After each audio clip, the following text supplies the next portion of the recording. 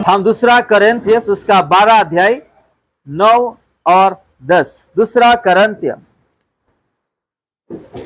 12, 9 और 10। पर उसने मुझसे कहा, मेरा अनुग्रह तेरे लिए बहुत है, क्योंकि मेरी सामर्थ निर्बलता में सिद्ध होती है।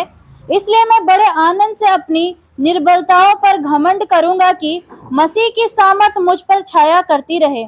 इस कारण मैं मसीह के लिए निर्बलताओं में और निंदाओं में और दरिद्रता में और उपद्रवों में और संकटों में प्रसन्न हूँ, क्योंकि जब मैं निर्बल होता हूँ तभी बलवंत होता हूँ। हालेलुया। पौलुस देखो कितना सुंदर से कह रहा है यहाँ पे। पौलुस का जीवन में जो जो घटना हुआ है वो हमारे जीवन में कुछ नहीं है। इसलिए पौलुस यहाँ पे कहता है, 9 में सुंदर सा वर्ष लिखा है, पर उसने मुझसे कहा, मेरा अनुग्रह तेरे लिए काफी है। हालेलुया। हालेलुया।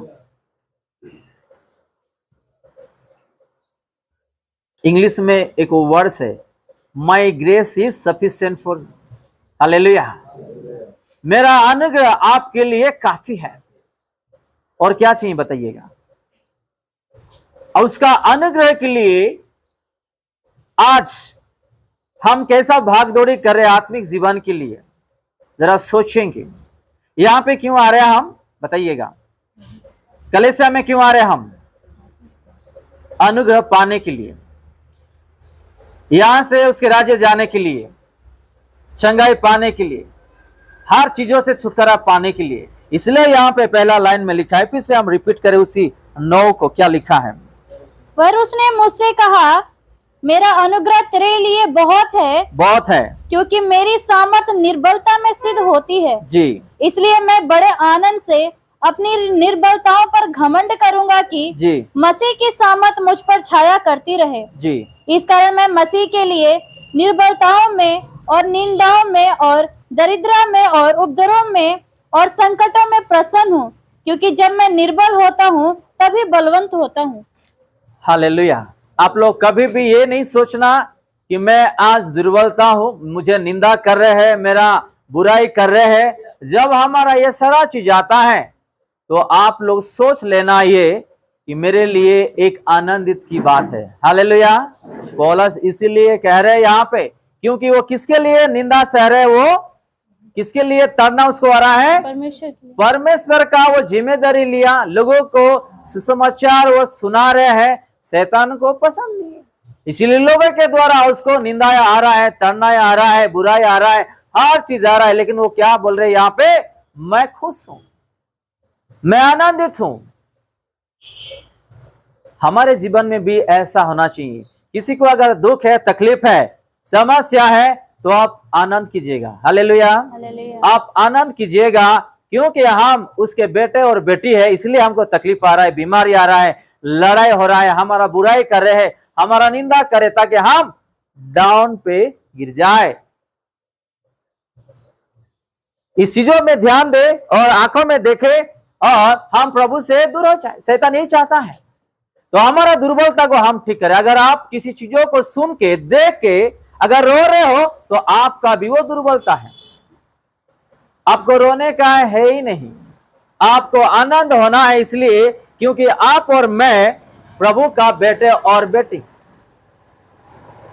और शैतान को ये पसंद नहीं है कि हम यहां से उसके राज्य में जाने के लिए बेटे और बेटी बन के, उसको पसंद नहीं है। इसलिए वो क्या करता है? वो लोगों से हमको गिराने के लिए कोशिश करता है। किसी किसी को किसी का बात सुनते ही उन लोग रो पड़ते हैं, प्रार्थना बंद कर देते, कलीसिया जाना बंद कर दे। ये भी एक दुर्बलता है। शैतान आपको उसी जगह में गिराना चाहता है। इसीलिए हम ध्यान देना चाहिए।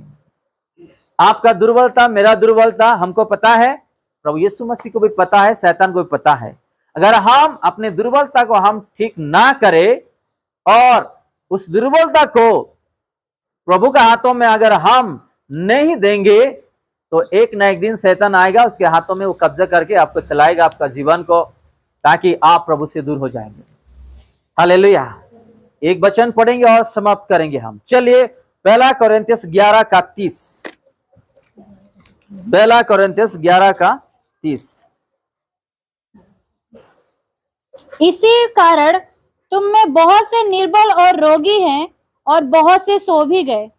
फिर से हम पढ़े, इसी कारण तुम में बहुत से निर्बल इसी कारण तुम में बहुत से निर्बल और रोगी हैं, रोगी हो बहुत से सो भी गए। और बहुत से सो भी गए। ये हमारा दुर्बलता है।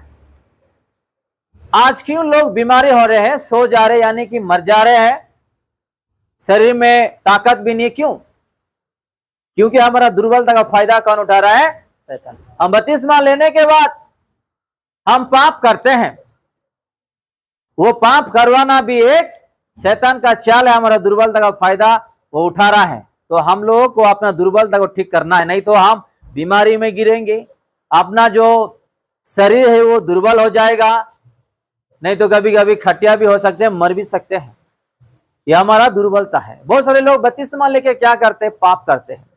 पाप ये मैं नहीं बोल रहा हूं कोई व्यभिचार कर दिए, किसी को मार दिए, खैनी खाने से भी, दारू पीने से भी, झूठ बोलने से भी, अपना स्त्री को और पुरुष को छोड़ के दूसरे को विवाह करने से भी, वो भी एक पाप है। बहुत लोगों को बहुत सारे आदत रहता है, हम बोल भी नहीं सकते, वो आदत को भी छोड़ना है। अगर नहीं छोड़ेंगे, इस पवित्र मंदिर को हम नष्ट कर रहे हैं और हम नष्ट हो गए ही हो गए। क्योंकि हम पहला कोरिन्थियस उसका 3 का 16-17 में हम देखते हैं कि ये शरीर उसका मंदिर है, ये मंदिर में वो वास करते हैं, ये पवित्र शरीर है। अगर कोई इसको नष्ट करेंगे, वो भी उसको नष्ट करेंगे। तो हमारा दुर्बलता को अगर हम ठीक नहीं करेंगे तो हमारा जीवन में भी नष्ट होगा और हम प्रभु को बोल के दुखी होके कोई भी फायदा नहीं है। अगर कोई झूठ बोलता है वो भी एक पाप है, अगर किसी को बुरी नजर से देखता है भी वो भी पाप है, कोई गंदा सोचता है वो भी पाप है।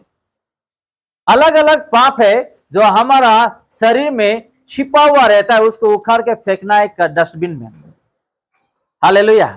तो हमारा दुर्बलता के लिए आज क्या करना चाहिए? प्रभु का वचन हमको सिखाया है। अगर हम अपना दुर्बलता को ठीक नहीं करेंगे तो कुछ भी नहीं। चलो ठीक है, और एक वचन हम देखेंगे और बंद करेंगे। आयुब उसका 26 का 2 देखेंगे हम।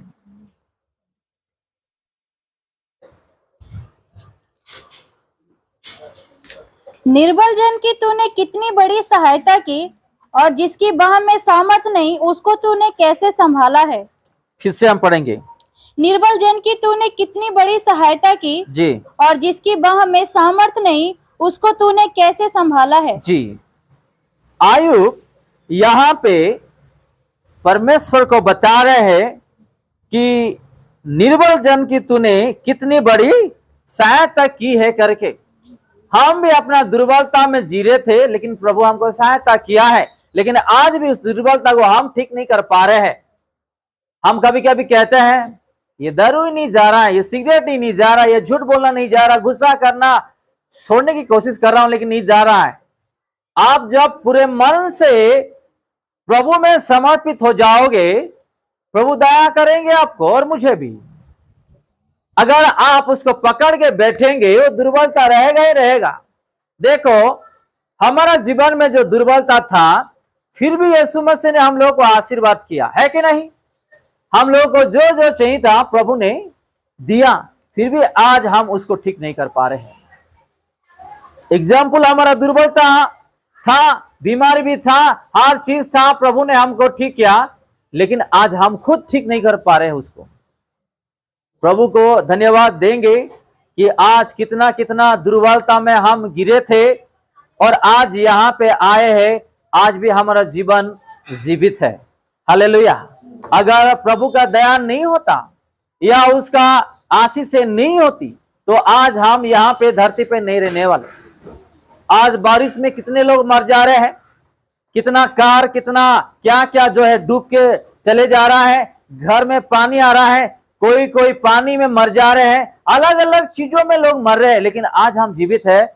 उसका दया और कृपा, उसका प्यार को आज हम लात मारते हैं, उसका प्यार को आज हम ठुकराते हैं और आज हम इस संसारिक वाली चीजों में दुर्बलता में फंसे हुए। आइए हम प्रार्थना करते हैं कि हमारा दुर्बलता जो था, उस दुर्बलता को आज प्रभु को बोलेंगे कि दूर कीजिएगा ताकि हम दुर्बलता में नहीं रहना चाहते हैं। हम उस दुर्बलता के लिए खास करके प्रार्थना करें। कोई बोलने वाला जीभ से, मुंह से, होठों से, देखने वाला आंखों से, सोच से, शरीर से, हृदय से हो सकता है, मुझे तो नहीं पता है। आइए हम यीशु को आज अपना दुर्बलता दूर करने के लिए हम प्रभु को मांगेंगे और पूछेंगे।